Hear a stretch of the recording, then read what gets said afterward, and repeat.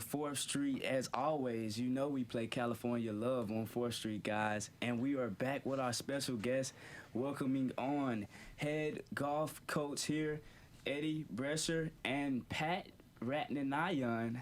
Excuse me if I mispronounce it, but I'm trying my best here, man. So welcome on. How are y'all doing today? I'm pretty good. Thank you for having us. Thank you for coming on. How you doing, Coach? Doing good. Thanks for having us today, guys. Appreciate it. Of course. So, guys, if you don't know, they are coming off their first place win, guys. Their first win at the Jim Rivers Intercollegiate tournament since 2013, where they started their season out. And Pat here actually went and finished 11 under par, taking an individual medal, taking first place. So, Pat, could you just tell me just your overall thoughts of the tournament, man, and just how was the feel just to get this first place win here? Oh, I mean, it's the first stop in 4 years for me, so basically, technically it means a lot, and it's so tough to win the golf tournaments, like 120 guys in the field, coach.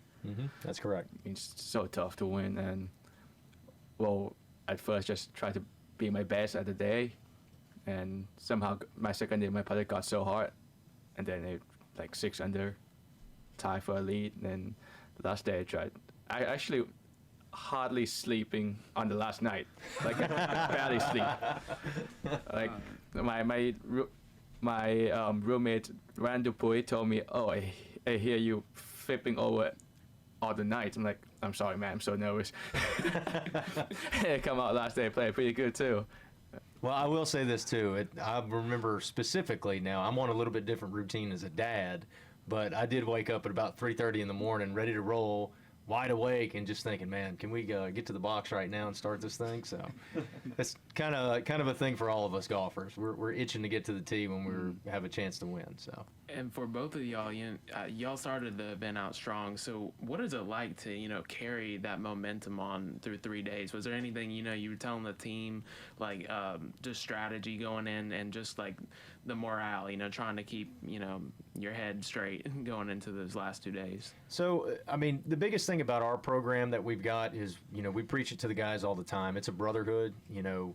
You guys are so close. You spend so much time on the road, in the airplanes and traveling and just going all over the country to play tournaments that you try to rally around each other.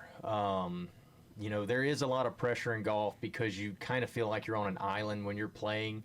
And as a coach, it's kind of weird because this is really the only sport in coaching where I've got a player over here, and then I've got another player that's about a mile away, and they both count exactly the same for the team score.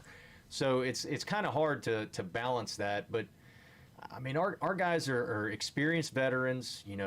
We've got a lot of fantastic talent in our roster and in our lineup that's at this tournament we just played in, that I just try to put that trust in the guys that, my job is to make sure we get them there on time. First of all, develop them while we're at home. Making sure they're getting the reps in that they need. And then when we get to the tournament, it's a little bit different than other sports, whereas my job is to just kind of let the horses run, because they've done the work. Once you get to the tournament, it's green light go. It's time to just let the horses go. And coming into, the first tournament of the season and winning, just as your experience as a coach, what does that mean for this season? Like, how do you build off of that? So this is huge in comparative to other sports, like your soccers and basketballs and baseballs and footballs and all that. They play against one other program when they compete. So our football team right now is 1-2 on the year.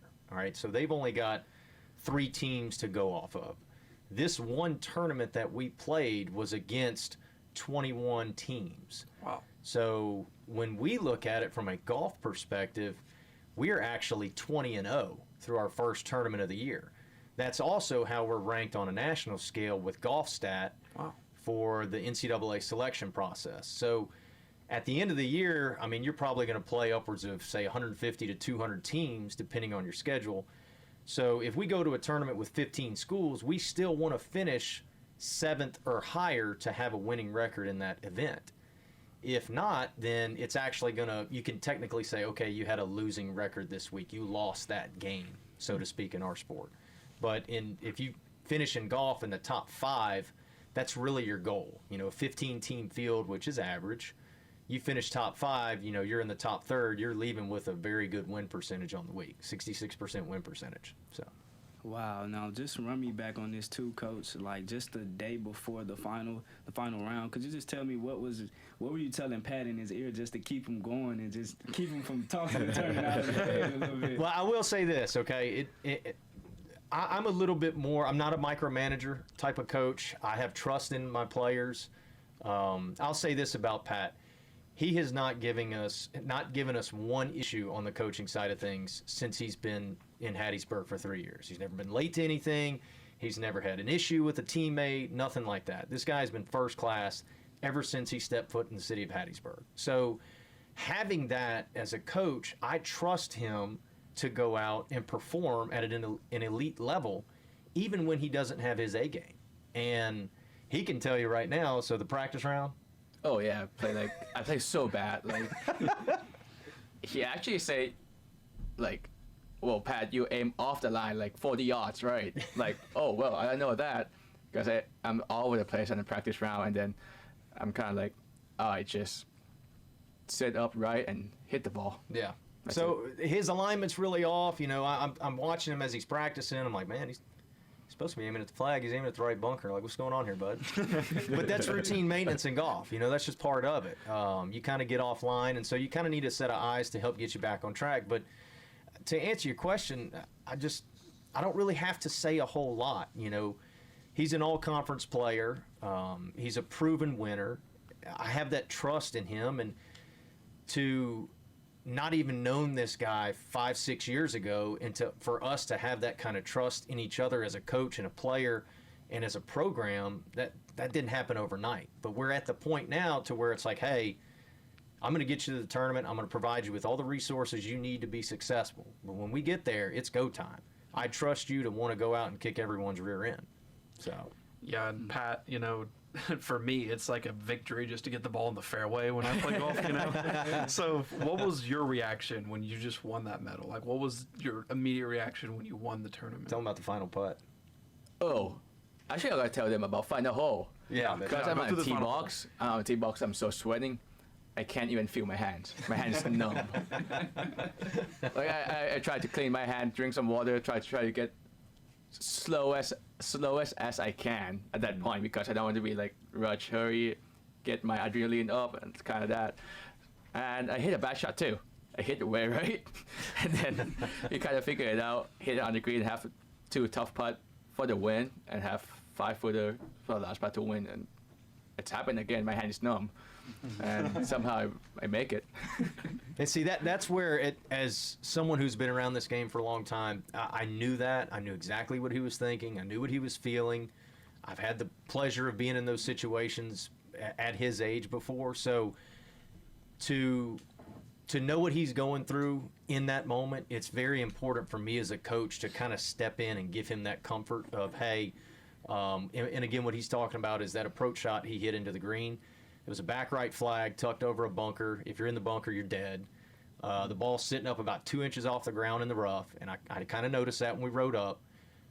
He's been hitting down really, really steep on the ball all week, which is not good when the ball's sitting up in the air. Yep. Okay, so I made sure he understood, look, you got to choke up on this about an inch on your club and try to pick it off the grass. If you do, the ball's going to come off fine, your normal distance, you'll be middle of the green, you'll have a little bit of work for a 2-putt par, but I knew he had a 1-shot lead, and that was our game plan.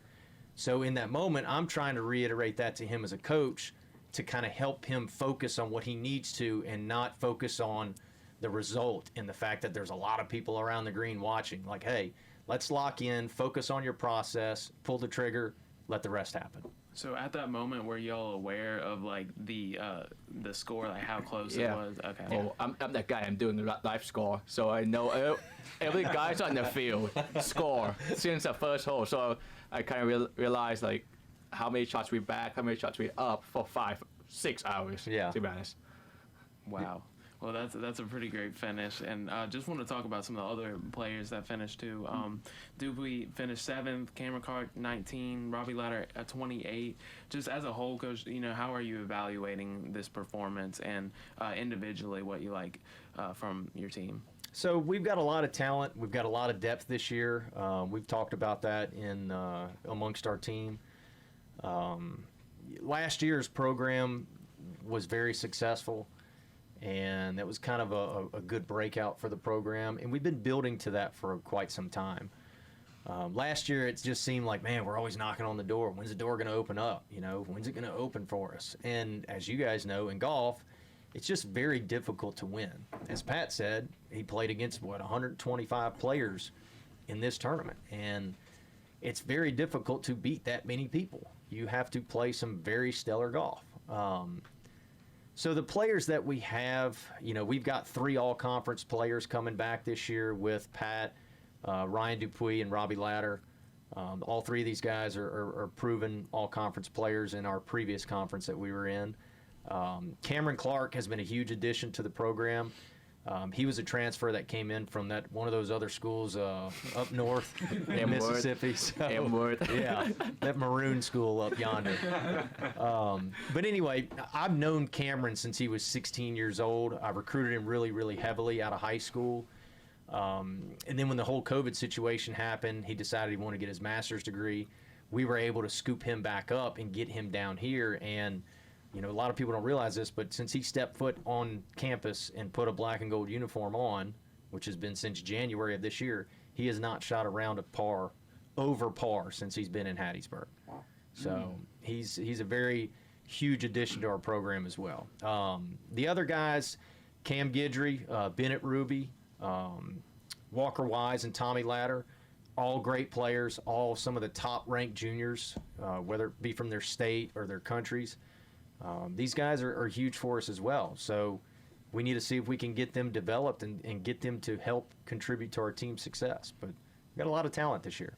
Coach, just kind of talking about your team, you mentioned off air how important that 2019 recruiting class was. I believe Pat was involved there. Mm-hmm. So how important is that as they mature, as they're now underclassmen? How does that kind of shape your program?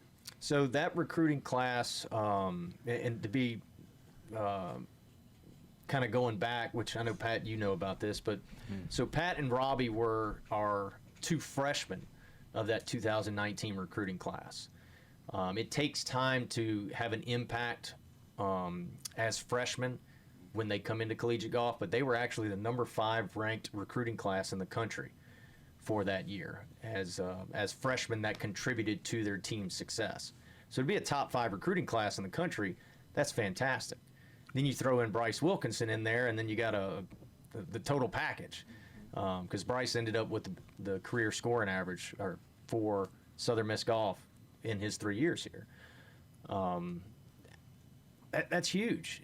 Because of what those guys have done to this point has helped our team be in a better spot for future success. And as I said, when's the door going to open up? Well, it opened up this week for us. And, as we leave to go to Wake Forest this Saturday, hopefully it'll open up again for us.